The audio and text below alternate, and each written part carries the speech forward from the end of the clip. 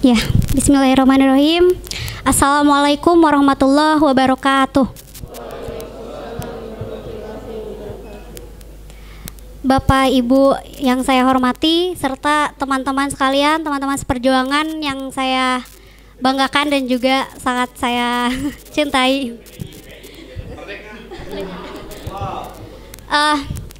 Sebelumnya terima kasih kepada teman-teman serta Ibu Bapak yang telah memberikan kami kesempatan untuk berdiri di sini di depan kalian semua untuk menyampaikan data-data hasil observasi kami di Desa Neglawangi. Next slide mungkin.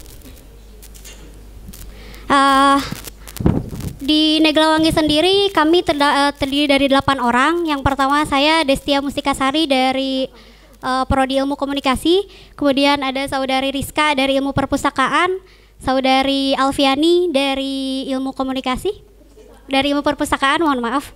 Kemudian ada Dayah, saudari Dayah dari Ilmu Komunikasi, saudara Ihsan dari Ilmu Komunikasi, kemudian saudara Anwar dari Ilmu Perpustakaan, dan saudara Fitriani dari Ilmu Komunikasi. Sebelumnya kami mohon maaf karena ada satu orang anggota kami yang tidak bisa hadir, mungkin karena beberapa alasan. Saudara Samrudin, ya, saudara Samrudin dari Ilmu Perpustakaan semester 5. Next slide mungkin. Nah, mungkin untuk sebagai awalan terkait dengan profil Desa Neglawangi, yang perlu diketahui mungkin saat ini yang menjabat sebagai kepala desa adalah Bapak Denny Rukmiadi, dan alhamdulillah kami sempat bersilaturahmi dan juga berbincang-bincang dengan beliau di hari pertama observasi kami. Ya.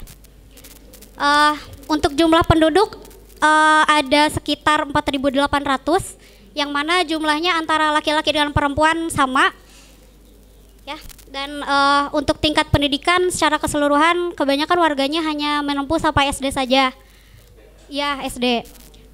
Karena memang kurangnya minat untuk melanjutkan pendidikan, lebih memilih untuk bekerja begitu, bekerja sebagai petani, perkebunan dan sebagainya.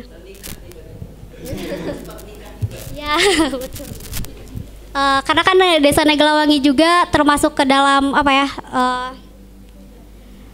Desa ujung gitu ya, yang menjadi perbatasan antara Kabupaten Garut dengan Kabupaten Bandung begitu.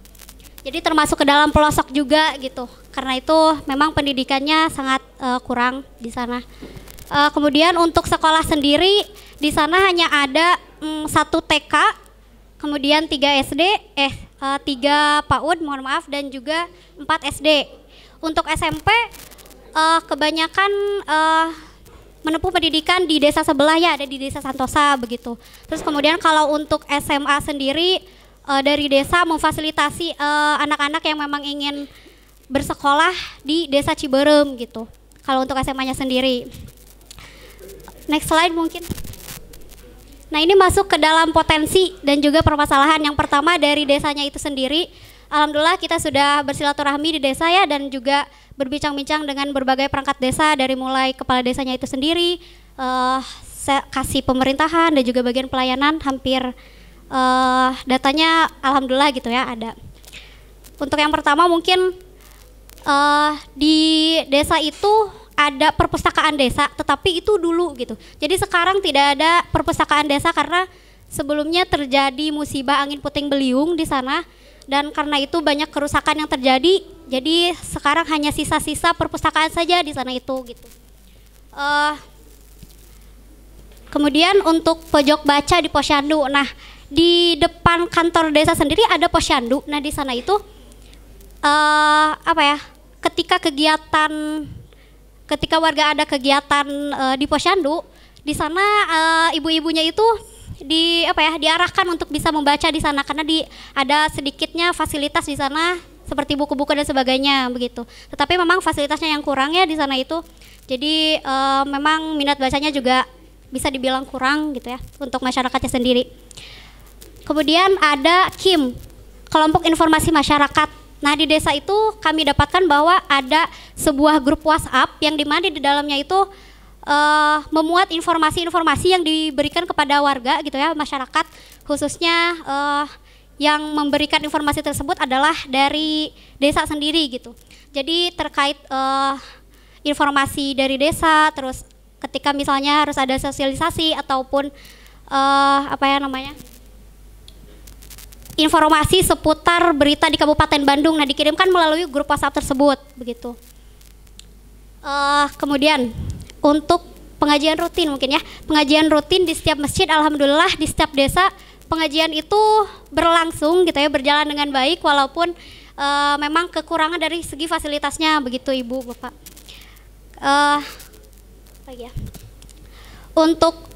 Untuk terkait dengan angkutan sekolah, mungkin tadi sempat disinggung juga bahwa untuk mereka bisa sekolah itu ada fasilitas dari sekolah, seperti kalau misalnya ingin masuk SMA tapi tidak bisa, ada disediakan paket C gitu dari sekolah, dari desa gitu. Semua uang saku dan juga biaya fasilitasi transportasi semuanya disediakan dari desa gitu. Jadi tinggal dari keinginan anak-anaknya sendiri untuk melanjutkan sekolah. Kemudian ada permasalahan mungkin ya. Permasalahan sendiri cukup banyak ya yang kita dapatkan. Yang pertama, kurangnya fasilitas perpustakaan. Nah ini sudah jelas gitu ya. Ada juga kan di sana di foto terdapat hanya terdapat rak buku, 2 rak buku di sana, buku-bukunya buku-buku bekas pula gitu, buku-buku lama, tidak ada buku-buku yang baru. Dan juga karena sepinya warga, waktu itu kita pertama observasi itu di sana hanya sepi ya, hanya beberapa orang bahkan di dalam desanya sendiri gitu. Jadi rak itu ya sebagai pajangan juga gitu, jadi tidak ada yang membaca dan sepi peminat juga gitu ya. Terus belum ada perencanaan kegiatan literasi. Nah untuk terkait dengan perencanaan kegiatan literasi memang belum ada dari desanya sendiri gitu untuk masyarakatnya, karena memang warganya dari pagi pukul 6 pagi sampai 4 sore itu bekerja. Jadi sangat jarang pergi ke desa gitu, bahkan untuk membaca buku pula gitu ya. Kemudian kurangnya koleksi buku di pojok paca Posyandu. Nah tadi sempat disinggung memang sering membaca buku di Posyandu warga-warganya itu, tetapi memang bukunya hanya sekitar 10-20 lah begitu Ibu. Dan berdasarkan informasi yang kita dapat itu seperti itu gitu. Kemudian adanya website dan Facebook. Nah sebenarnya untuk website dan Facebook dari desa sendiri itu belum berjalan kembali Bapak Ibu. Jadi Facebooknya itu terakhir kali postingannya itu tahun 2017 ya, 2019 ya. Kemudian untuk websitenya sendiri terakhir tahun 2021 itu juga setahun sekali ya postingannya itu gitu, kita lihat gitu berdasarkan di internet gitu. Dan juga karena yang memegangnya itu operatornya juga sibuk bekerja di perkebunan, jadi katanya gitu, jadi tidak banyak waktu untuk bisa mengelola website dan Facebook tersebut. Kemudian belum adanya pelatihan dan sosialisasi literasi digital. Nah ini meskipun warga di sana itu memang cukup aktif gitu ya dalam Facebook dan sebagainya itu, tetapi memang tidak sampai kepada sosialisasi dan pelatihan gitu. Meskipun dulu sebelum Bapak Rukmiyadi ini sempat Bapak Rukmiyadi ini menjabat, memang dari kepala desanya sendiri ada gitu ada pelatihan semacam sosialisasi gitu ya kepada warganya, tetapi karena kepala desanya baru menjabat, jadi program-programnya juga baru dimulai kembali gitu ya. Kemudian karena fasilitasnya juga kurang ya dari segi sarana prasarana, kemudian juga tempat duduk untuk membaca buku di desa juga tidak ada gitu ya, bisa dibilang seperti itu. Terus juga di sana tidak adanya penjual ataupun toko buku gitu. Jadi karena itu masyarakat di sana kurang minat dalam membaca juga karena tidak ada fasilitasnya begitu Ibu.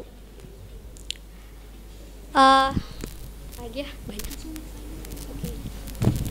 Mungkin langsung aja saja ke next selanjutnya. Alhamdulillah kita sudah mengunjungi beberapa sekolah, salah satunya di PAUD Pelangi. Ini tepatnya ada di depan kantor desa ya. Untuk data potensi yang kami dapat, minat bacanya yang cukup tinggi. Nah ini bisa dibilang cukup tinggi karena memang anak-anak sangat aktif dalam melihat-lihat buku gambar begitu. Tapi memang fasilitasnya yang kurang gitu. Dan kemudian koleksi buku di pojok baca dalam kelas itu ada, tetapi memang kekurangan gitu. Jadi seperti buku gambar dan juga alat-alat mainan untuk anak itu memang ada, tapi serba kekurangan gitu di sana tuh. Kalau untuk sarana prasarana seperti bangunan dan juga tempat duduk untuk anak-anak itu memang sangat memadai, cukup memadai dan juga sangat indah untuk dilihat gitu. Kalau di PAUD Pelangi ini. Untuk masalahnya mungkin kurangnya koleksi buku anak tadi sempat disinggung, dan juga mainan-mainan dan belum berjalannya kegiatan literasi yang mendukung gitu, seperti misalnya lomba-lomba dan sebagainya itu belum ada gitu di PAUD Pelangi ini.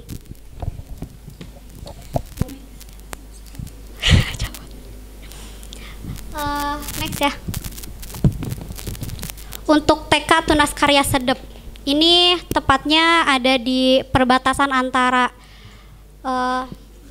Desa Santosa dan juga Desa Neglawangi. Jadi di ujung Desa Santosa dan awal Desa Neglawangi gitu. Untuk potensinya minat baca anak cukup tinggi ya, karena memang mereka dilihat mereka aktif dalam melihat buku-buku gambar gitu ya. Seperti biasa anak-anak kan memang lebih suka dalam buku yang memang banyak gambarnya gitu ya, daripada buku-buku yang non fiksi begitu. Kemudian koleksi buku di pojok baca. Nah ini pojok bacanya itu ya seperti ini gitu ya, hanya ada rak buku dan dengan beberapa bukunya yang tersedia seperti itu. Jadi sebenarnya banyak kekurangan sekali baik di sekolah maupun di masyarakatnya. Kemudian sarana memadai secara kualitas dan kuantitas. Kalau ini karena muridnya itu banyak, ada 90 orang di TK tersebut, tetapi pengajarnya yang kurang gitu, hanya 4 orang. Tapi kalau dari segi bangunan alhamdulillah sudah memadai di TK Sedep ini gitu. Next. Untuk di SDN Negla ini tepatnya ada di samping kantor desa.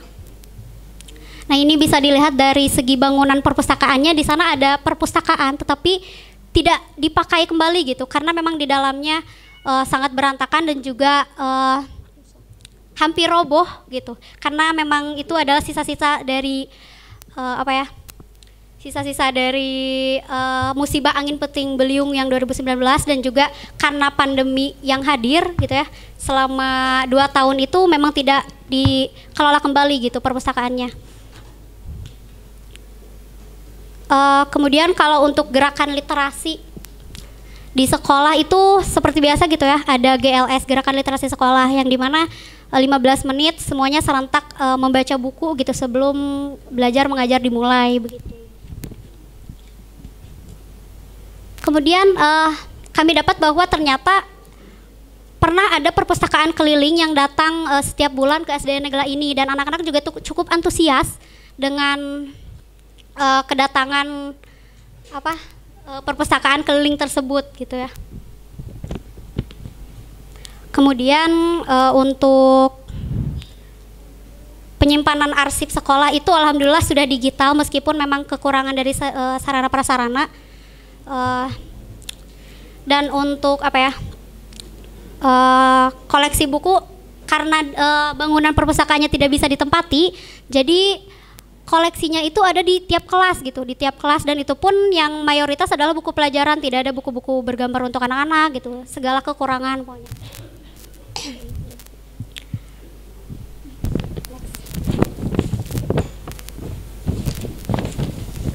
Kemudian ada SDN Cibatarua. Nah, SDN Cibatarua ini ada di paling ujung ya, paling ujung berbatasan langsung dengan Kabupaten Garut. Dan akses ke sana pun juga cukup sulit. Jadi kami juga sempat jatuh gitu ya beberapa kali. Jadi tapi alhamdulillah bisa sampai dengan selamat gitu, dengan lancar. Ya, jatuh.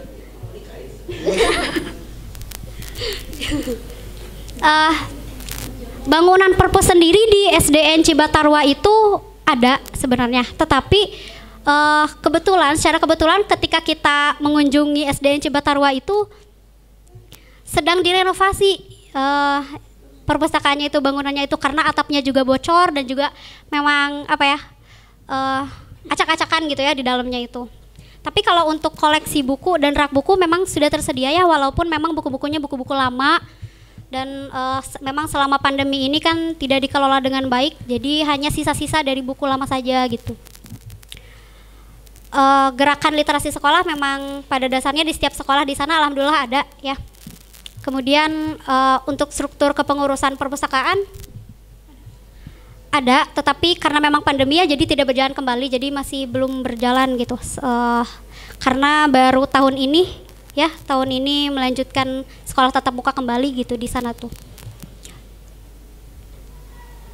Jadi kalau misalnya di SDN Cibatarwa itu karena kita banyak berbincang dengan banyak pihak ya, baik dari guru-gurunya, kepala sekolahnya ataupun dari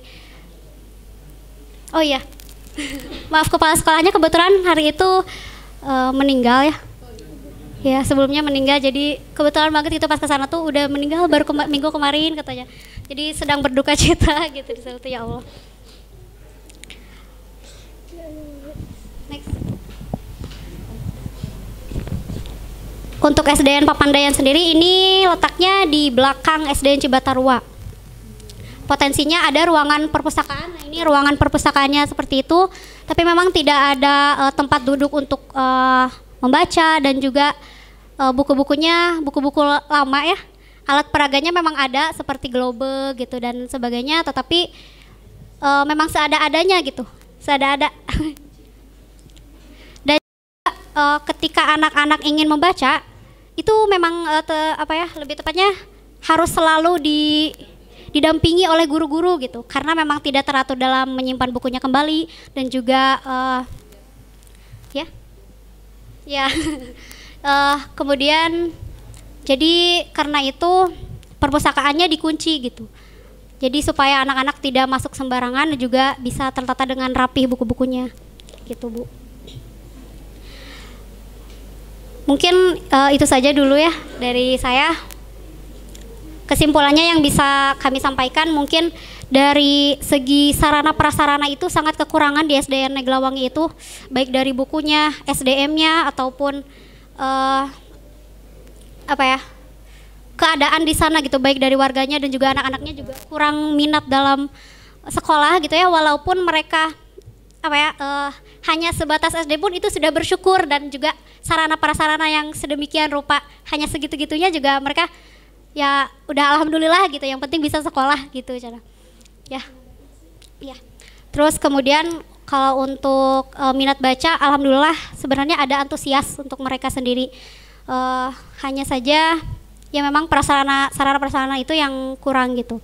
Mungkin itu saja yang dari saya, mohon maaf atas segala kekurangan. Mungkin dari teman-teman saya ada yang mau menambahkan.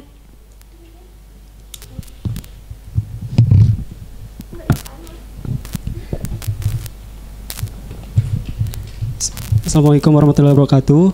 Sebelumnya izin menambahkan, saya dari anggota kelompok 1. Untuk di nama Anwar Nasihin dari Prodi Ilmu Perpustakaan semester 3. Untuk di PAUD Pelangi tadi sempat disinggung ya, untuk minat bacanya memang sudah lumayan bisa dibilang cukup bagus, tapi permasalahannya di PAUD Pelangi itu kebetulan ada di bawah naungan desa. Nah, untuk kepala sekolahnya sendiri, dia itu berganti ketika pergantian kepala desa. Jadi ketika pergantian kepala desa, otomatis kepala sekolahnya juga berganti sama istri dari kepala desa itu sendiri. Terus untuk koleksinya, kemarin pas kami ke sana itu bilang cuma ada sisa dari kepala sekolah yang kemarin. Karena kebetulan untuk koleksi di PAUD Pelangi itu sebelumnya memang lumayan banyak, cukup banyak. Tapi karena pergantian kepala desa, koleksinya dibawa oleh kepala sekolah yang dulu ke tempat ia berpindah. Jadi guru-guru di PAUD Pelangi itu tidak bisa memaksimalkan untuk kegiatan literasi di sana karena keterbatasan koleksi. Untuk di SDN Cibatarua kami sempat menanyakan untuk SK pendirian karena katanya bilang ada, tapi ketika kami menanyakan dan ingin melihat, mereka bilang itu karena disimpan oleh yang dulu kalau nggak salah. Jadi mereka bilang nggak tahu di mana atau lupa nyimpen gitu. Jadi kita nggak bisa lihat bentuk SK itu secara fisiknya maupun secara digitalnya.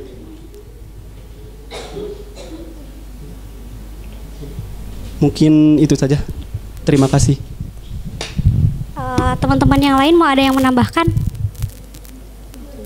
Udah, mungkin cukup sekian. Nanti mungkin kami kembalikan kepada Bapak Ibu dosen yang terhormat. Dipersilahkan.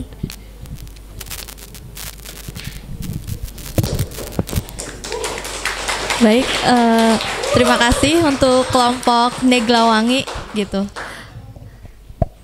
Ya, memang ini kelompok Neglawangi Desa. Sebelumnya saya mengambil alih dulu untuk presentasi hari ini karena tadi kebetulan Pak Tansah ada kegiatan gitu.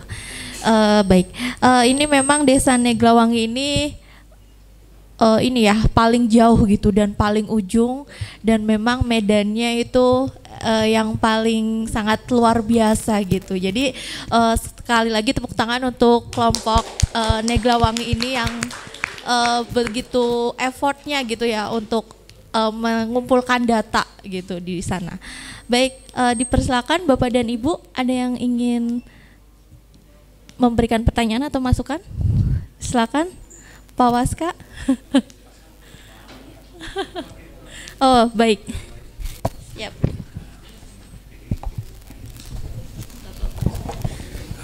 Baik ya, rekan sekalian, apresiasi pada kelompok ini. Saya catatan dari hasil laporannya itu luar biasa, ini luas sekali ya, hampir 4.000 hektar ya.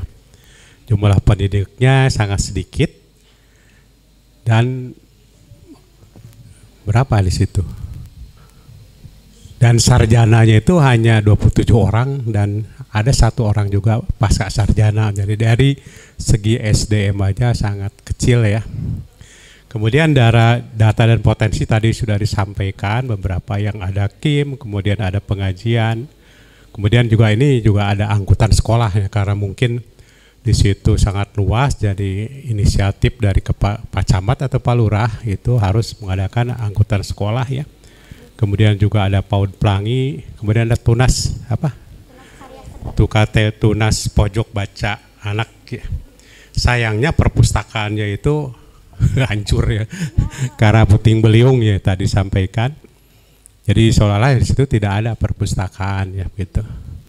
Jadi kalau beli buku itu menurut catatan di situ harus ke Pangalengan, jauh sekali ya gitu.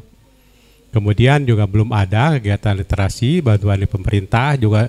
Ini yang paling utama juga sinyal sangat lemah di situ. Kemudian juga akses jalan ya juga sulit. Kemudian jadi pendidikan sangat rendah, itu di sekolah itu hanya SD dan SMP ya di situ teh. Nggak ada lagi yang tingkat tinggi. Kemudian informasi yang didapat hanya dari TikTok, benar ya, dari TikTok. TikTok.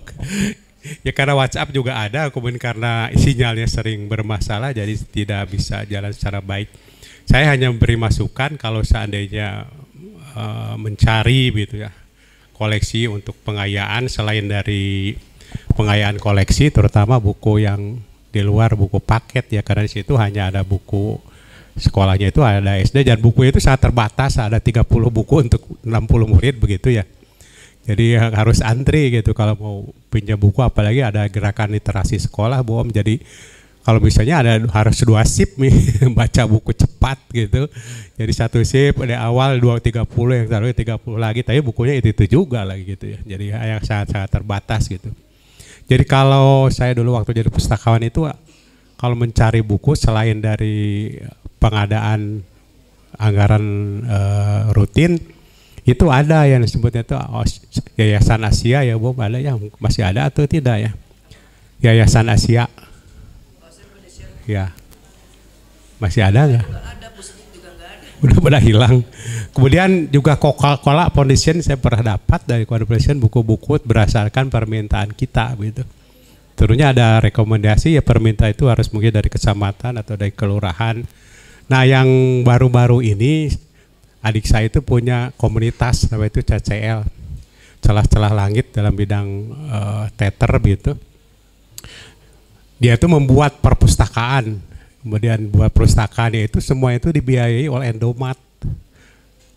Yang satu lagi dana dari Yomat. Ya kalau misalnya di situ, tadi kan saya baca di laporan ada ya di Kecamatan Kertasari itu ada ya Indomat, Yomat, bukan di daerah ini di Neglasarinya. Nah kemungkinan bisa aja dimintakan ke situ, tentunya harus kita mengajukan proposal atau apa gitu. Tapi mungkin bukan mahasiswa ya, tapi mungkin jadi di perpustakaannya itu untuk mengajukan pengadaan buku ya kalau bisa secara rutin ya. Karena ada malahan mereka itu istilah itu CSR ya Pak Waska ya. CSR itu ada tanggung jawab sosial yang harus diberikan ke masyarakat sekitar gitu ya. Itu kan mereka dapat untung besar segala besar tapi belum ada tanggung jawabnya yang harus diberikan ke perpustakaan. Itu salah satu prioritas ya. Itu harus diminta dan mengajukan proposal ya. Kalau tidak diminta mereka ya diam aja gitu, tidak akan menawarkan. Jadi itu mungkin salah satu selain buku digital untuk sementara perpustakaan tidak ada, mungkin nanti ada literasi digital ya. Ya di mana aja kalau literasi digital, yang penting kan kita bisa membuat misalnya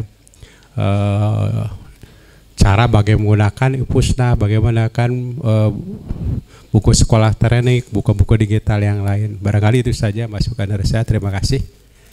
Mangga Pak.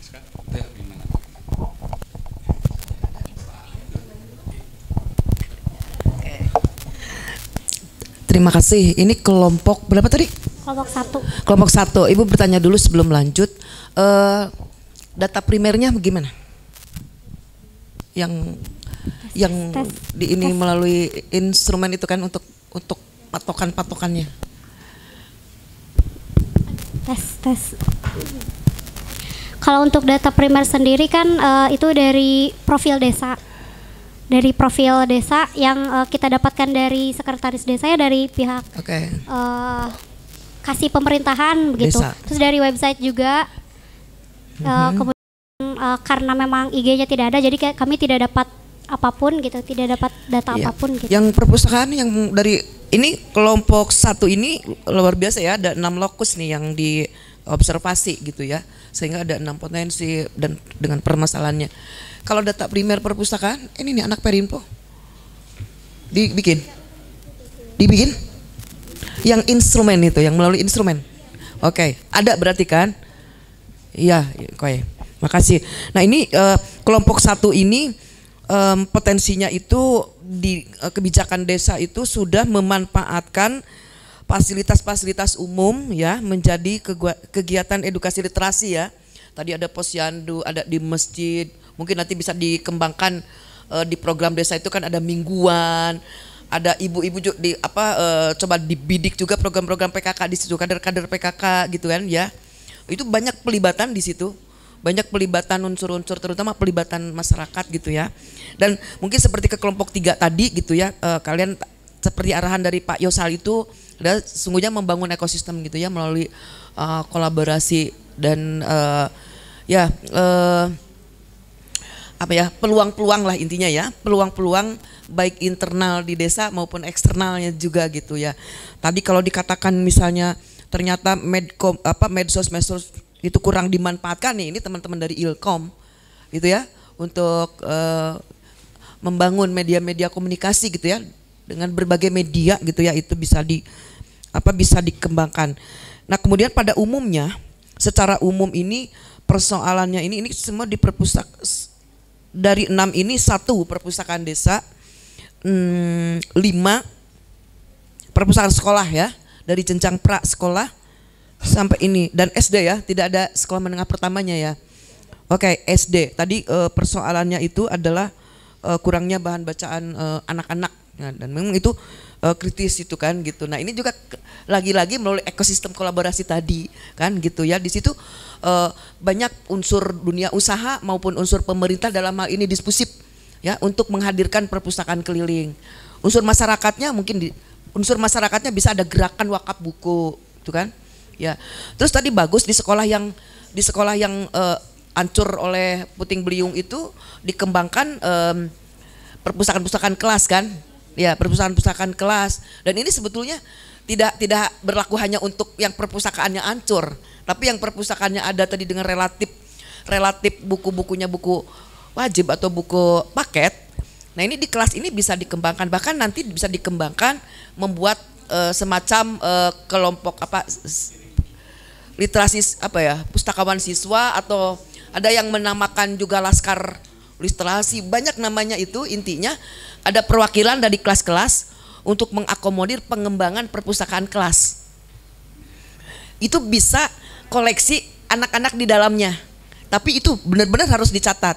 Koleksi peserta siswa maksud Ibu ya. Di rumahnya masing-masing kan punya buku nih ya, misalnya. Itu bisa dijadikan koleksi di kelas dengan aturan itu pinjam gitu ya, pinjam sehingga harus benar catatannya.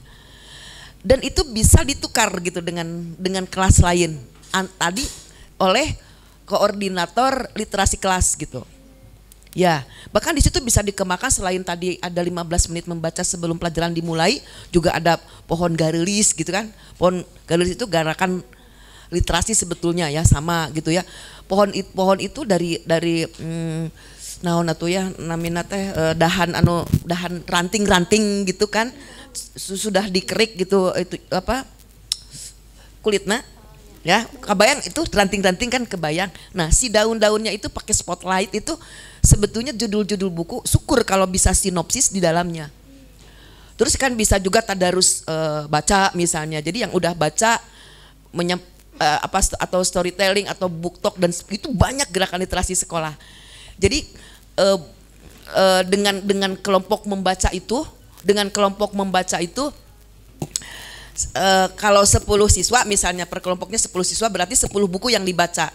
Setiap siswa itu menceritakan ringkas isi bacaan yang dibaca, sehingga dalam waktu 1 saat gitu ya, itu mereka sudah memiliki suatu deskripsi, ya walaupun masih deskriptif gitu, tentang buku yang tadi dibicarakan atau di storytellingkan kan gitu. Sehingga untuk pendalamannya nanti mereka akan mencari dan membaca tuntas buku gitu. Jadi gali gerakan literasi sekolah ini, dan salah satunya juga bisa selain tadi Pak Mahmudin gitu ya, bisa mengakses, tadi Ibu juga di kelompok 3 udah ya, udah banyak II gitu ya, yang free gitu, yang bisa gratis gitu ya. Di Kabupaten Bandung juga itu sudah punya gitu, namanya Ibu nggak lupa lah gitu, yang provinsi taunya Candil, Ipusnas kan, kayak Itani tadi yang juga ada itu tuh, yang dari Kemendikbud itu banyak sekali itu. Dan itu coba kalian cari tahu itu kan gitu. Bisa menghadirkan tadi mobil keliling. Untuk menghadirkan mobil keliling, bisa mobil keliling punya kabupaten, bisa juga punya provinsi, bahkan di surat dibubuhkan, bisa misalnya untuk kategori koleksi anak bisa. Kalau untuk tadi perpustakaan desa untuk masyarakat umum, misalnya kelompok remaja, bisa kelompok ibu-ibu dan seterusnya. Atau untuk tadi mau mempraktekkan pertanian, mau mempraktekkan kuliner, mau mempraktekkan bikin baju dan seterusnya, itu bisa diminta. Bisa diminta gitu dengan bersurat itu. Ya, jadi di sini untuk pengembangan lagi-lagi diperlukan peta stakeholder. Dan kembangkan juga nih teman-teman dari Ilkom mungkin bisa menghadirkan perpustakaan di setiap rumah, sebagaimana pada saat pandemi itu kan anak-anak bisa belajar dari rumah. Nah itu bisa oleh konten-konten apa yang bisa dibuat untuk menghadirkan perpustakaan ke rumah juga gitu ya, sehingga yang ini nih yang di kelompok 1 ini bisa sharing tuh. Kalau di 5 sekolah itu bisa 5 konten gitu, atau ya bisa seperti itu gitu, dengan pengintegrasian materi untuk mengatasi kekurangan koleksi ya. Di samping juga itu dibolehkan atau tidak, coba ke Disdik untuk misalnya yang masuk sekolah misalnya nyumbang buku ini melalui ada di situ dewan pendidikan, ada di situ forum orang tua murid, jadi stakeholder ya. Terus yang keluar sekolah juga bisa bebas perpustakaan juga dengan menyumbangkan buku misalnya. Ini yang paling kritis kan tadi koleksi ya. Kalau SDM itu koordinasi dengan Disbusip ya, gitu akan mendapatkan materi workshop atau bintek dan itu ada sertifikatnya gitu ya. Terima kasih, itu saja. Ya, terima kasih Bu Om. Jadi memang Neglawangi ini kan desa paling ujung, juga aksesnya itu, jadi secara filosofis kan problem utamanya problem harapan sebetulnya. Harapan mereka untuk bisa sekolah lebih tinggi dan sebagainya, tetapi kan memang lingkungannya yang seolah-olah dan memang faktanya memang terisolir, tapi bukan berarti di situ tidak bisa berkembang gitu. Ya seperti nonton film Upin Ipin, terus Adit Sopo Jarwo, gerakan literasi keliling yang perpustakaan keliling yang melibatkan masyarakat dan sebagainya juga bisa dikembangkan di situ. Nah, nanti tinggal dibuat kira-kira program apa nih, karena yang paling sulit itu kan menyadarkan masyarakat. Ini kan literasi, sebetulnya literasi bagaimana menggugah perasaan warga sekitar. Makanya waktu itu pernah ada diskusi, Pak, gimana kami ngobrolnya kalau literasi, kalau warganya itu ke kebun terus. Lah emangnya di kebun tidak bisa bikin pojok literasi? Bagaimana menanam yang baik? Ada perpustakaan itu dikembangkan di tempat-tempat yang memang banyak berkumpul gitu. Kalau warganya sering ke kebun ya mungkin waktunya di situ untuk dikembangkan perpustakaan-perpustakaan yang bisa dibaca oleh warga di situ. Apalagi kalau tingkat penggunaan handphonenya yang cukup tinggi di situ kan, karena hampir semua sudah menggunakan itu. Sinyal mah bagus kan? Bagus nggak kemarin?